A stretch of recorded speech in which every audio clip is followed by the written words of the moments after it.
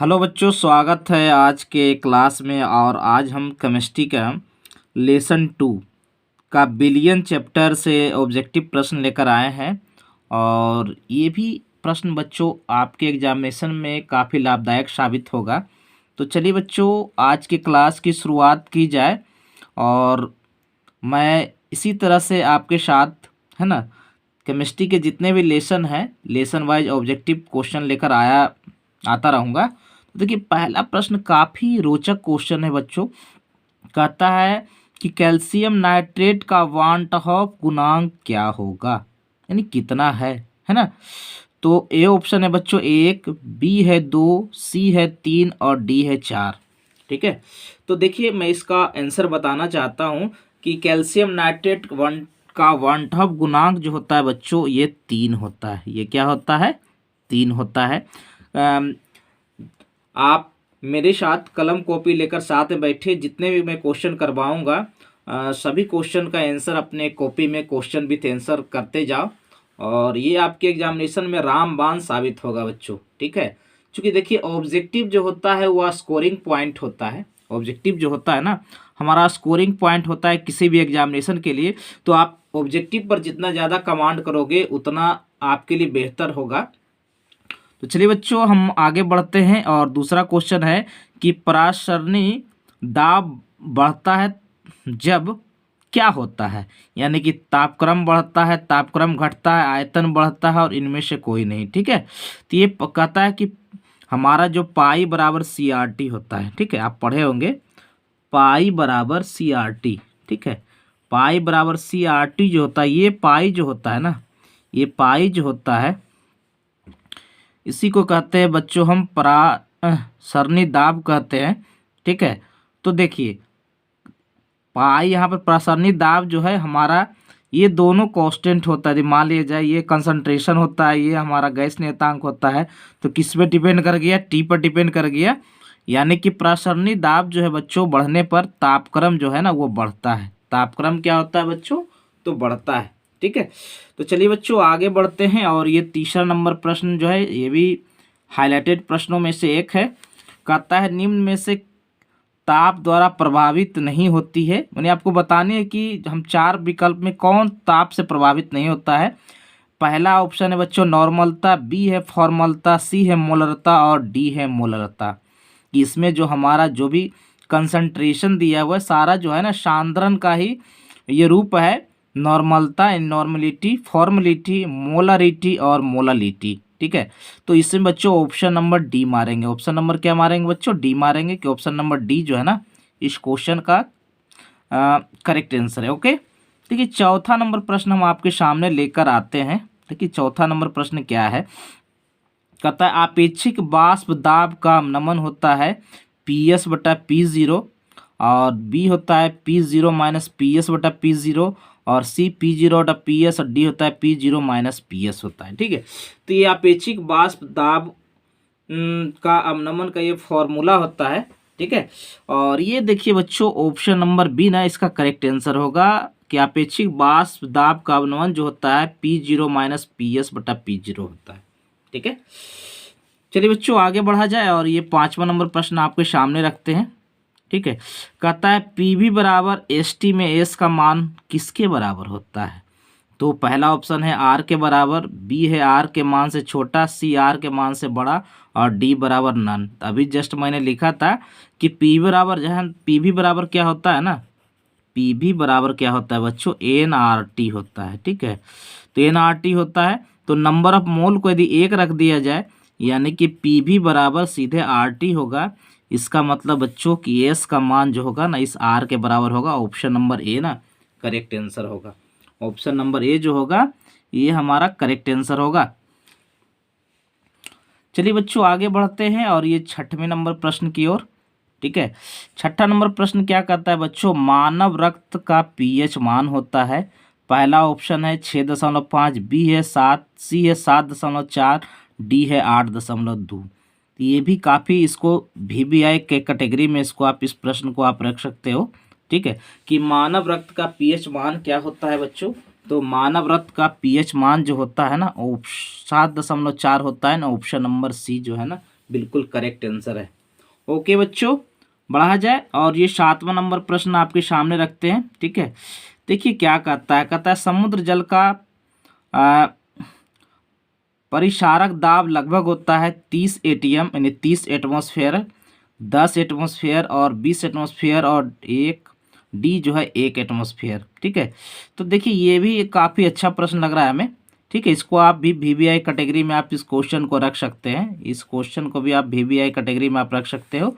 इसका option number ए ना बिल्कुल करेक्ट आंसर है कि समुद्र जल का परिसारक दाब जो होता है 30 एटमॉस्फेरिक प्रेशर के बराबर होता है, 30 एटमॉस्फेरिक प्रेशर के बच्चों बराबर होता है।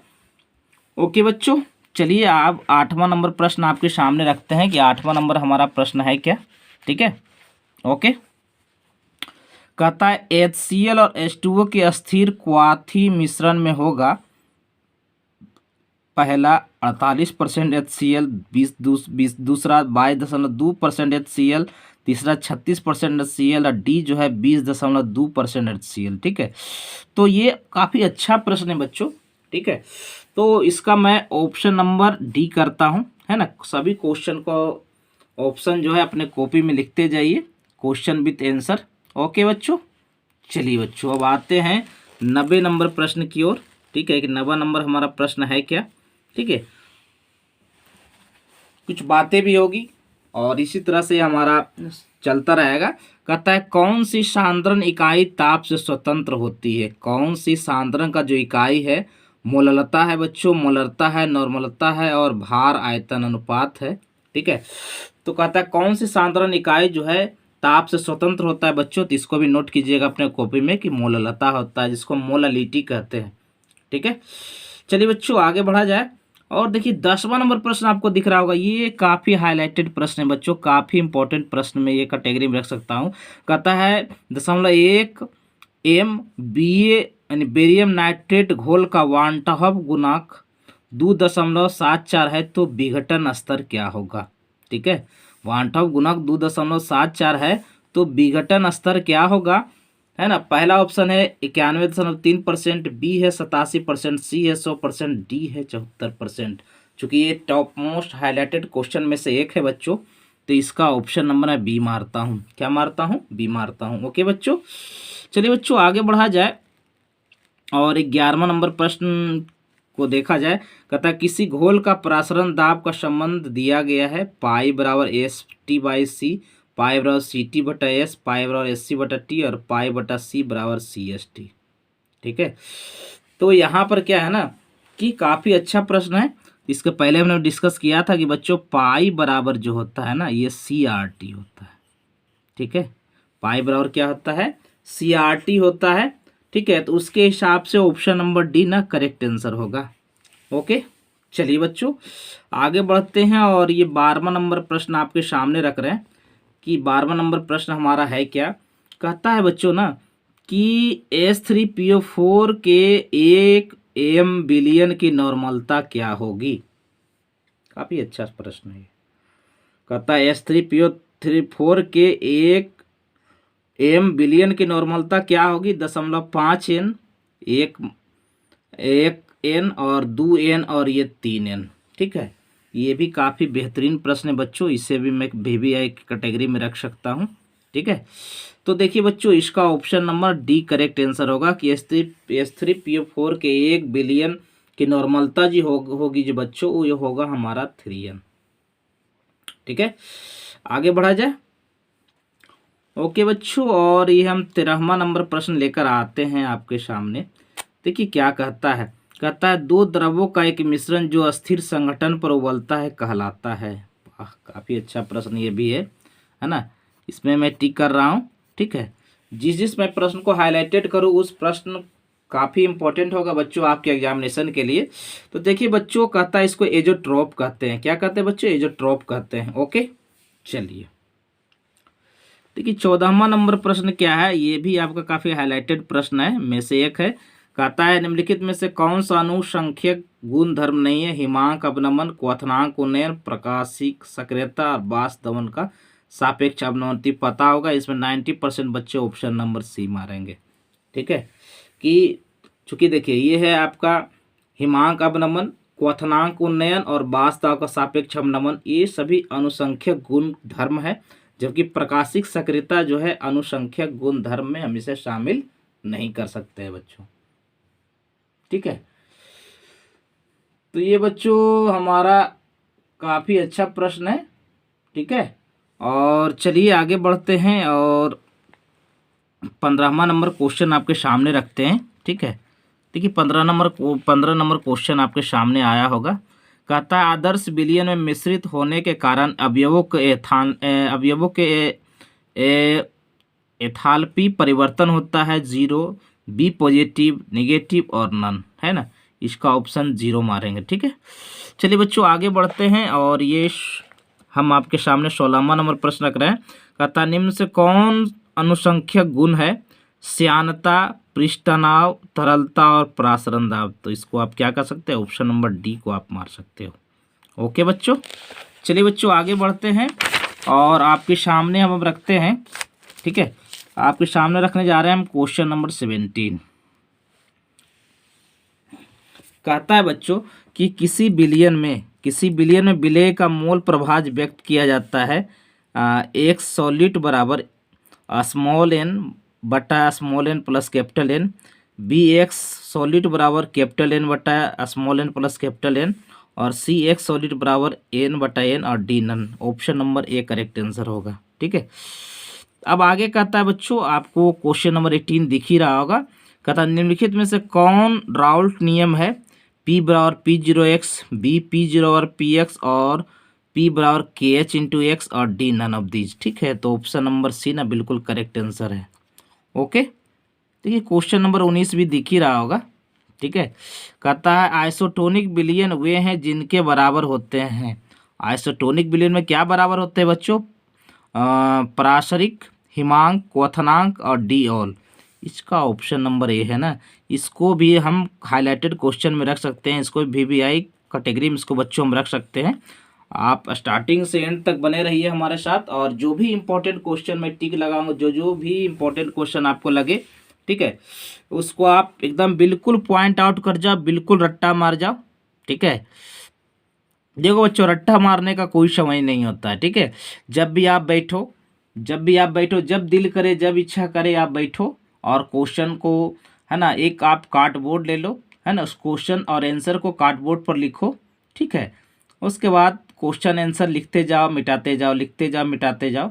ठीक है ना, यानी कि जब लिखोगे तो ज़्यादा कारगर होगा। ओके, चलिए बच्चों आगे बढ़ते हैं और ये हम 20वां नंबर प्रश्न आपके सामने रख रहे हैं। 20वां नंबर प्रश्न आपके सामने रखते हैं। देखिए क्या कहता है बच्चों,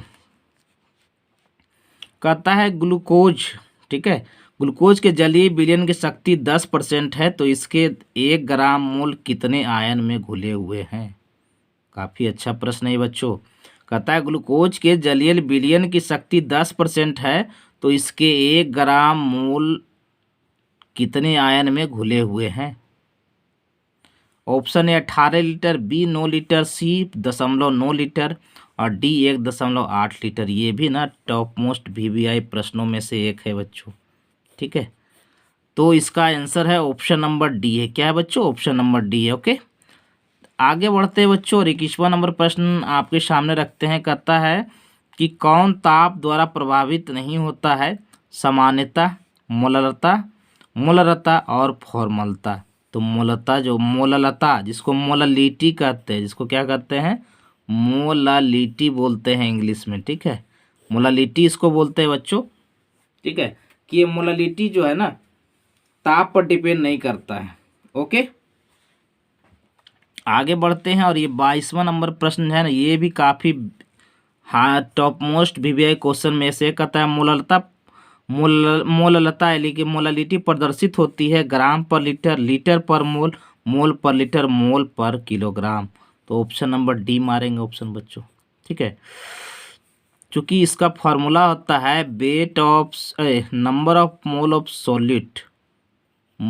सॉलिड बटा वेट ऑफ सॉल्वेंट और इनटू होता है 1000 होता है। ओके बच्चों, आगे बढ़ते हैं और देखिए ये क्वेश्चन बार बार पूछा गया प्रश्न बच्चों कि विद्युत अपघटय का उदाहरण है चीनी, सोडियम एसीटेट, यूरिया और डी। तो किस में मारना है बच्चों? तो सोडियम एसीटेट। विद्युत अपघटय का उदाहरण जो है सोडियम एसीटेट है बच्चों। ठीक है, आगे बढ़ते हैं बच्चों और 24वां नंबर प्रश्न आपके सामने रखते हैं। देखिए क्या है, कहता है बिलियन में संगुणित होने वाले विलेय के लिए वान हॉफ गुणक होता है। ये भी काफ़ी वीवीआई प्रश्न है बच्चों कि बिलियन में संगुणित होने वाले विलेय के लिए वान हॉफ गुणक होता है 0, 1 से अधिक, 1 से कम और 1 के बराबर होता है। इसका ऑप्शन नंबर सी ना बिल्कुल करेक्ट आंसर है। बिल्कुल करेक्ट आंसर है बच्चों कि इसका ऑप्शन नंबर ए जो है ना बिल्कुल करेक्ट आंसर है कि बिलियन में संगुणित होने वाले विलेय के लिए वान हॉफ गुणक होता है तो बच्चों 1 से कम होता है। क्या होता है बच्चों? तो 1 से कम होता है। ओके बच्चों, आगे बढ़ा जाए और ये 25वां नंबर प्रश्न हम आपके सामने रख रहे हैं। देखिए 25वां नंबर प्रश्न आ गया आपके सामने, आ गया ना। चलिए, कहता है वितरण कानून किसने दिया? ओस्टवाल्ड, नर्स्ट, हेनरी और वान हॉफ। ये भी काफ़ी बेहतरीन प्रश्न है बच्चों कि वितरण कानून जो है हमारा नर्स्ट है ना। देखिए ये क्वेश्चन देखिए काफ़ी लाजवाब क्वेश्चन है और इस तरह का प्रश्न अक्सर पूछता है। हो सकता है दे दे क्वेश्चन टेम्परेचर चेंज कर दे, बाकी सब कुछ वही रह सकता है। कहता 27 डिग्री सेल्सियस पर 1 एम बिलियन का प्रासरण दाब है 2.46 एटमोसफेयर, 24.6 एटमोसफेयर, 1.21 एटमोसफेयर और 12.1। तो इस क्वेश्चन से आप बना सकते हो पाई बराबर CRT। पाई बराबर CRT से इस फॉर्मूला से आप क्वेश्चन को बना सकते हैं बच्चों। ठीक है, इस फॉर्मूला से क्वेश्चन को आप क्या कर सकते हो? बना सकते हो कि पाई बराबर CRT से बनेगा ये क्वेश्चन। और ये आपके एग्जामिनेशन के लिए काफ़ी अच्छा बिलियन चैप्टर बच्चों। इस तरह से भी ऑब्जेक्टिव बहुत संख्या में आता है तो क्वेश्चन किसी भी क्वेश्चन को आप नज़रअंदाज नहीं कर सकते हो। ठीक है, क्योंकि सभी को ऑब्जेक्टिव क्वेश्चन है बच्चों। बिल्कुल हमारा कोई भी जैसे आपका फिजिक्स हो, केमिस्ट्री हो, बायोलॉजी हो, मैथ हो, तो ऑब्जेक्टिव क्वेश्चन जो है ना उसके कंसेप्ट पर आधारित होता है। यदि आपका ऑब्जेक्टिव अच्छा कब होगा? जब किसी भी चैप्टर का थ्योरी आपका अच्छा होगा। ठीक है, तो अभी आप NCERT बुक फॉलो करो। फिलहाल तो यही आपका मैं कामना करता हूँ कि NCERT से क्वेश्चन सारी एग्जामिनेशन में आए और सरकार के द्वारा भी इस बार कहा गया है कि NCERT प्रश्न काफ़ी इम्पोर्टेंट साबित होगा आपके एग्जामिनेशन के लिए। तो बच्चों हम कहाँ थे? अब आगे बढ़ते हैं 27वें नंबर प्रश्न में कहता है ऑर्थोफॉस्फोरिक अम्ल विलयन की मूलता 3m है तो इसकी नॉर्मलता होगी।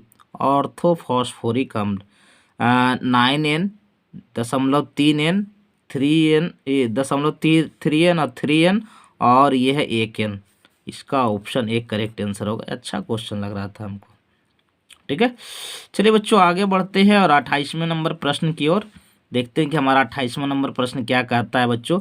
कहता है समपराश्रयी विलयन में समान होती है मोलर सांद्रता, मोललता, नॉर्मलता और डी नॉन। देखिए पहले ही वीवीआई प्रश्न लगा दिया गया है। इसका मतलब ये क्वेश्चन ना टॉप मोस्ट है ना, टॉप मोस्ट वीवीआई प्रश्नों में से एक है बच्चों। ठीक है, कि समपराश्रयी विलयन में समान होता है मोलर सांद्रता। ऑप्शन नंबर ए करेंगे। ऑप्शन नंबर क्या करेंगे बच्चों? तो हम ए करेंगे। ऑप्शन नंबर ए ही इसका करेक्ट आंसर है बच्चों। ऑप्शन नंबर ए ना इसका करेक्ट आंसर है।